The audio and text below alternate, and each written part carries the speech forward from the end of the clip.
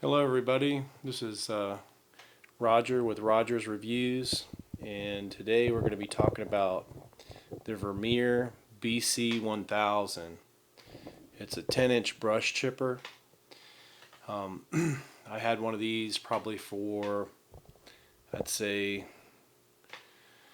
almost about 7 years. I got it refurbished from Vermeer Southeast, which is in Jacksonville, Florida. It was totally refurbished. It had an 85 horse Cummins diesel motor. I really liked this machine. It had a manual belt engagement PTO, and that's another thing I liked is it was very simple. You engage it by hand. The only thing I didn't like about it didn't have a clean out chute, and a lot of times if it was clogged up, it was really hard to unclog. And I was actually about to cut my own clean out chute in it, and I had an employee get hurt because we were doing some tree service work right on a road. It was a back street, and somebody was texting. It was a young girl. She was like 17, and she ended up hitting one of my guys and running into the chipper at the same time because she wasn't paying attention. But anyway, that's another one of the reasons I got rid of the chipper. After that happened, it was everybody just felt bad about it, and it just reminded everybody of the accident. So even though we were able to fix it and make it work again, I just didn't feel safe, and the insurance company gave me a hard way to go. We were trying to get it replaced because when something's hit that hard, you don't know.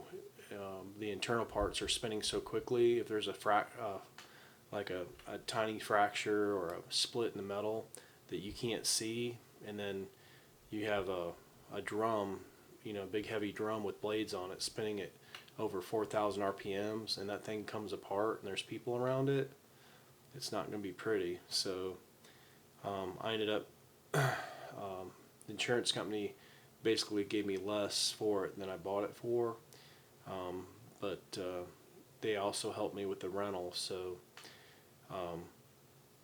it was a hard adjustment, but we ended up getting through it. And you can see the T100 we used to pull it with. That was one of the trucks, at 95 Toyota T100. I really miss that chipper because one thing I have a BC 1800 now, and it's very heavy. It's almost 10,000 pounds. This machine here was probably maybe 3,000 or 4,000 pounds. And if you had one or two guys stand in the feed tray, you could actually pick it up and set it on the truck without a jack. So it was very versatile. It was slender. You could fit it between houses and gates sometimes if you had to chip in the backyard. The engine was really nice. That 85 horse Cummins, it purred like a kitten. It was a great motor. Yeah, the only problem had the exhaust shooting through the chute. So I don't think that was a very good design. But some of them had the exhaust coming out the side. Some of it had it in the chute, and I heard stories about chip trucks catching on fire and stuff like that. I did have it catch on fire once. There was some buildup of mulch and chips on top of the motor, and it caught a small fire, but we put it out very quickly and was able to save it, just burn up some wiring. But I really love this chipper. It's a good little chipper. I wouldn't even mind having another one. It really is amazing how much it could chip for a 10-inch chipper. We put some pretty big wood in there, and it handled it. So really, a 10-inch chipper is pretty much all you need. You can chip up to 10 inches, maybe 12 inches, and then we had a loader truck later on, so we would just load up the wood. And if you're collecting firewood, you don't want to chip all your firewood anyway, so just chip all your brush, throw your logs off to the side, and then use your logs for firewood later. So it's an excellent chipper, especially if you're. I wouldn't go anything smaller though. 10-inch.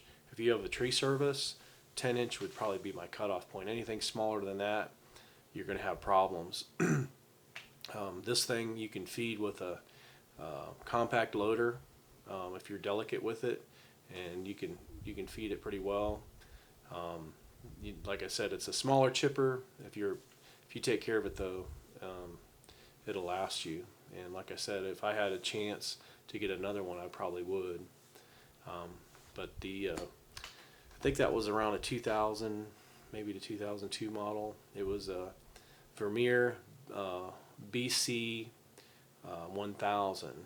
Highly recommend it. If you guys get one, make sure you know that it doesn't have too many hours on it. But if it's been refurbished, it's been well taken care of, they're great little chippers, or a backup chipper.